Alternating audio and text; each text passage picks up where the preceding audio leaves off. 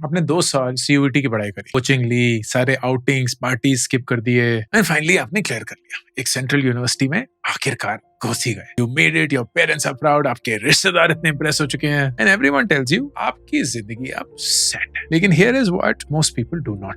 2024 का डेटा बताता हूँ, दिल्ली यूनिवर्सिटी के सेंट्रल प्लेसमेंट्स का report, 15,373 students sat for placements, 1,766 got placed, 11.5% placements, मतलब 10 में से 9 बच्चों की प्लेसमेंट नहीं हुई। ये मैं आपको डराने के लिए नहीं बता रहा हूँ, वाकिफ करने के लिए बता रहा हूँ कि बहुत बड़ा अंतर है उस सोच में जो स्टूडेंट्स के पास होती है जब वो CUET क्लियर करके एक सेंट्रल यूनिवर्सिटी में जाते हैं।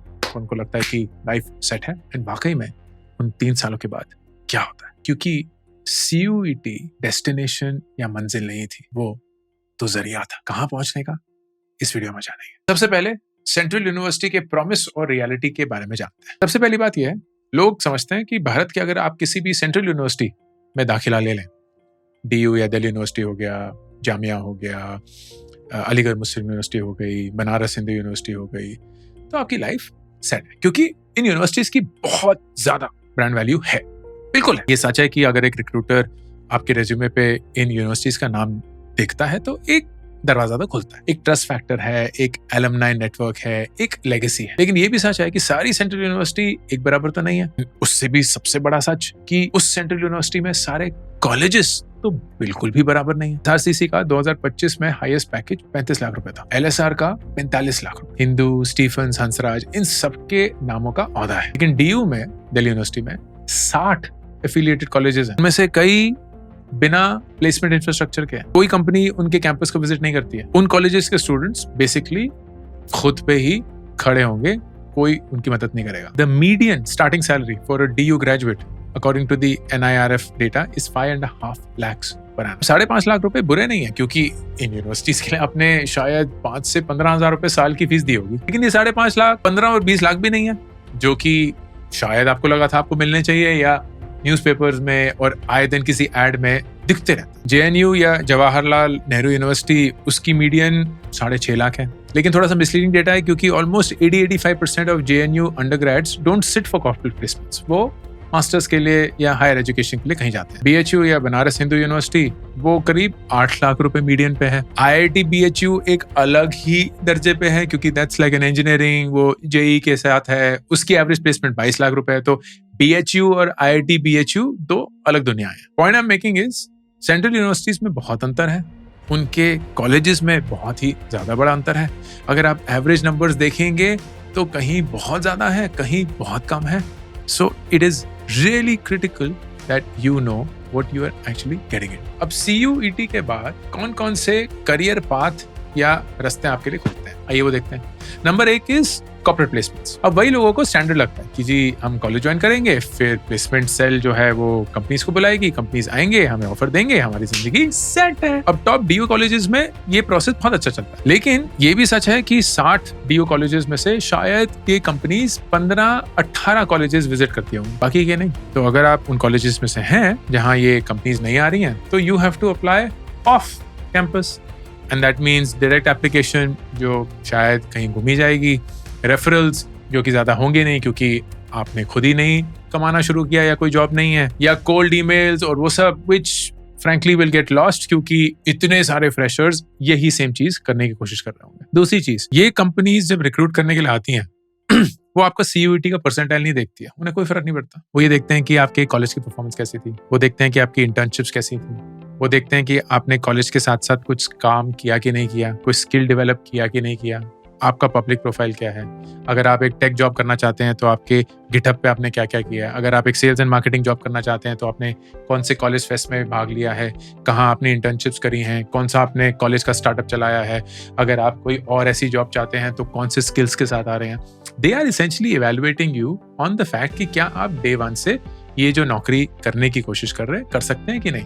CUET के परसेंटाइल से उन्हें कोई फर्क नहीं पड़ता। दूसरा रास्ता, सरकारी नौकरी या कंपेटिटिव एग्जाम्स। ये तो सच है दोस्तों कि central university is almost like UPSC का इकोसिस्टम, उसका ट्रेनिंग ग्राउंड। मुझे याद है हिंदू में I think almost every 3rd student was preparing for UPSC। तो अगर आप 30, 35, 40% स्टूडेंट्स को UPSC पढ़ते हुए देख रहे हैं तो आपको लगता है कि सभी वही कर रहे हैं। एंड यूपीएससी नहीं है, स्टेट एग्जाम्स के लिए भी लोग तैयारी कर रहे हैं, जुडिशियल सर्विसेज के लिए भी लोग तैयारी कर रहे हैं, आरबीआई या बाकी बैंक पीओ के लिए भी लोग तैयारी कर रहे हैं। अब इसमें भी आपकी सीयूईटी ने आपकी मदद नहीं करी, of course beyond getting you into that college, पर आपके ecosystem really makes a difference. जब आप, जैसे मैंने बताया ना, 30-35% ऐसे लोगों से घिरे होते हैं जो यूपीएससी की बात कर रहे हैं, फलाना ये यहाँ घुस गया, ये इंटरव्यू में सवाल पूछे जा रहे हैं, ये मेरे सब्जेक्ट्स हैं वगैरह। You can't escape that and you become consumed and it actually pushes you and drives you।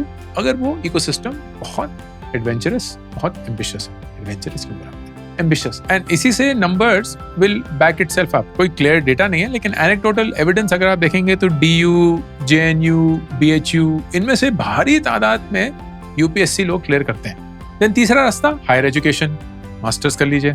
अगर आप जेएनयू या जवाहरलाल नेहरू यूनिवर्सिटी से पढ़े हैं तो ग्लोबली आपका रिकॉग्निशन बहुत अच्छा है। You can actually go for higher education in UK, US and the likes. DU भी उनको पता है, तभी मेरा दाखिला भी हुआ था। जब मैं डीयू हिंदू कॉलेज में था, 3 साल बैचलर्स ऑफ फिजिक्स कंप्लीट करी, यूएस जाना था।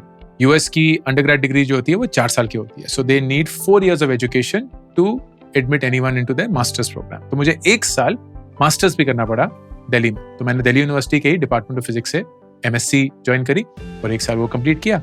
फिर अप्लाई किया तो हिंदू कॉलेज, डीयू, उन सबको पता था, एंड उसी के चलते मेरा मिशिगन स्टेट में भी हुआ for its PhD program in physics. बहुत सारे ग्रेजुएट्स सीधे एमबीए की भी तैयारी करते हैं तो कैट दे रहे हैं, एमए एमफिल की तैयारी करते हैं तो उनके एग्जाम्स दे रहे हैं। इसमें भी सीयूईटी का परसेंटाइल आपको हेल्प नहीं करता, आपका इकोसिस्टम बहुत हेल्प करता है। But I think the biggest thing that helps is की डिपेंडिंग ऑन कि आप एंट्रेंस एग्जाम दे रहे हैं या आप कॉलेजेस में अप्लाई कर रहे हैं फॉर योर मास्टर्स, आप तैयारी कब शुरू करें। क्योंकि अगर आपने जैसे कैट देना है या गेट देना है तो 2 साल की तैयारी तो चाहिए होगी कम से कम। So that means second year से आपको शुरू करना पड़ेगा। लेकिन अगर आपको इंटरनेशनल यूनिवर्सिटीज में अप्लाई करना है तो 1 साल की तैयारी भी चलेगी, but you have to start early. And ऐसा नहीं है कि 1 महीने या 2 महीने पहले बिफोर ग्रेजुएशन आप ये काम शुरू करेंगे। रास्ता नंबर 4, स्टार्टअप, एंटरप्रेन्योरशिप, फ्रीलांसिंग। हमारे टाइम पे बहुत कम लोग करते थे, इनफैक्ट कोई करता ही नहीं था। आजकल तो बहुत ही कूल हो गया कि भाई स्टार्टअप करना है, फ्रीलांसिंग करेंगे।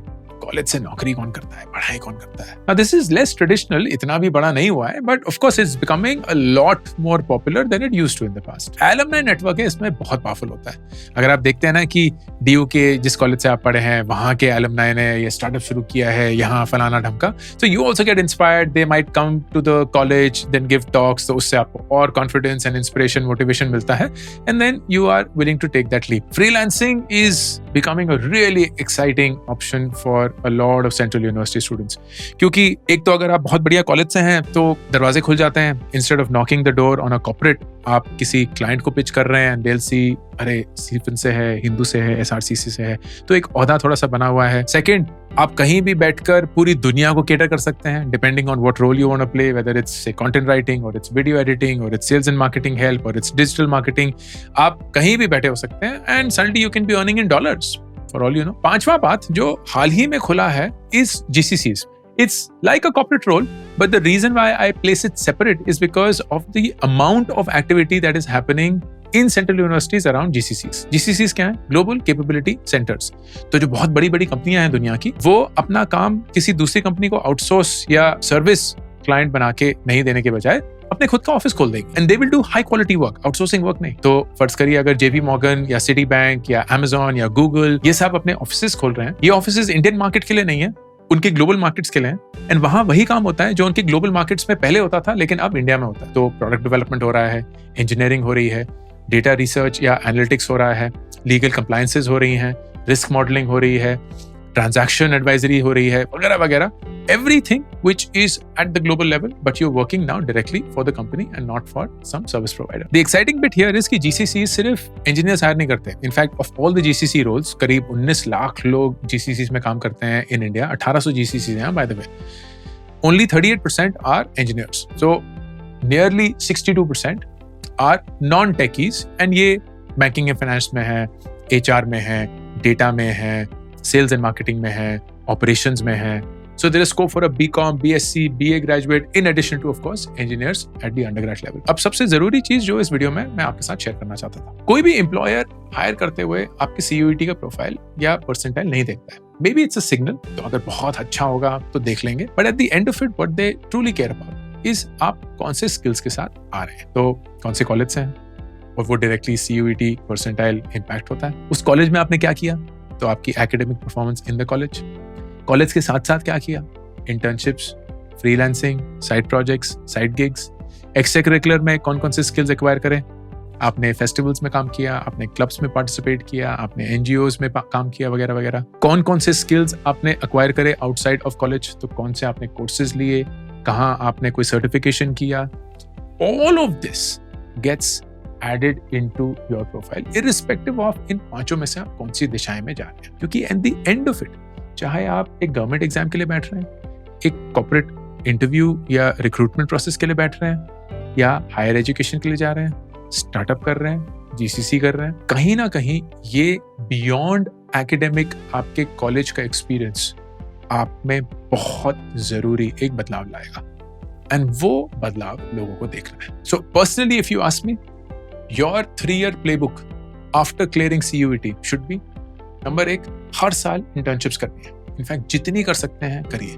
Ananya who manages our entire content operations 22 साल की है, कॉलेज 3rd year में है और 3 साल कॉलेज में उसने इंटर्नशिप करी है। She has been with me ever since her first day of college. I am not the only internship she has. Multiple internships. College topper है, इंटर्नशिप्स में बेइंतहा पैसे कमाती है, सेव करती है, पार्टी भी करती है, घर भी संभालती है, कॉलेज भी संभालती है, काम भी संभालती है, पर्सनल लाइफ भी संभालती है।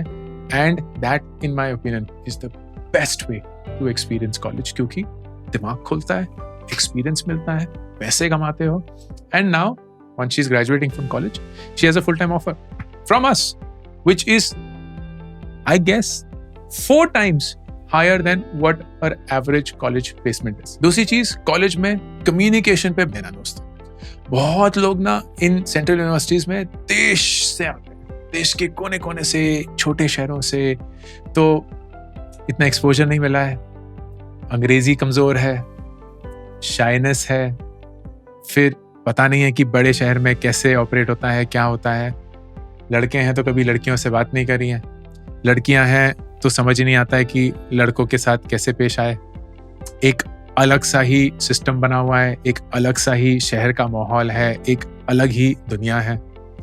इन सब में अपनी पहचान बनाना, कम्युनिकेशन की बुनियाद से अपनी पर्सनैलिटी को निखारना, that should be the goal for anybody entering college. Because at the end of it, आप जितनी क्लियरली अपने आइडियाज दूसरों के साथ शेयर कर सकते हैं, उतना ही आप आगे बढ़ेंगे। फर्क नहीं पड़ता कि आपको अंग्रेजी आती है कि नहीं, फर्क ये पड़ता है कि जिस भी भाषा में आप बोल रहे हो और अज्यूमिंग कि सामने वाला इंसान वो भाषा समझता है, were you able to make them understand what you wanted to share. सबसे बड़ी गलती जो मैंने बच्चों को करते हुए देखी है, specially once they clear CUET, is to assume कि CUET फिनिश लाइन थी। जैसे कि IIT JEE क्लियर कर लिया तो जिंदगी में जीत गए, UPSC क्लियर कर लिया तो जिंदगी में जीत गए। ना, वो शुरुआत है दोस्तों, अंत नहीं है।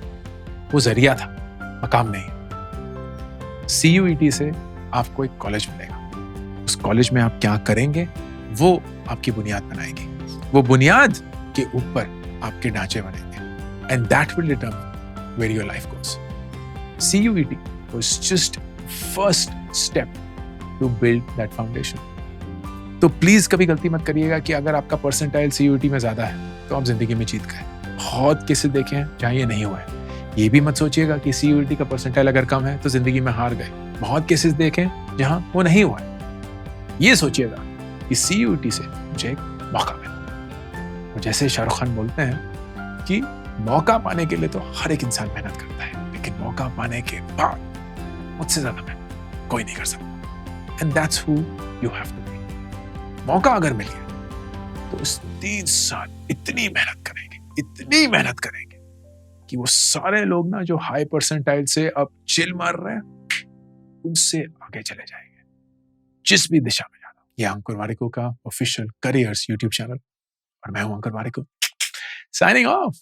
I'm super thrilled to announce my new latest project, India Genius Challenge. ये एक nationwide hunt है भारत के brightest young students का, aged between 13 to 15 years. एक online round followed by the national finals that will happen in Delhi, जहां सबसे brightest students को मिलेगी 10 लाख रुपए की scholarship. Online rounds में daily, weekly, monthly winners announce होंगे, उनको मिलेंगे iPhones, iPads, PS5s, books, trophies, certificates and a lot more, all leading to the national finals happening in Delhi. Please अगर आप किसी 13 से 15 साल के बच्चे को जानते हैं, आपके परिवार में कोई है या आप खुद वो हैं, then log on to indiageniuschallenge.com and start playing the challenge.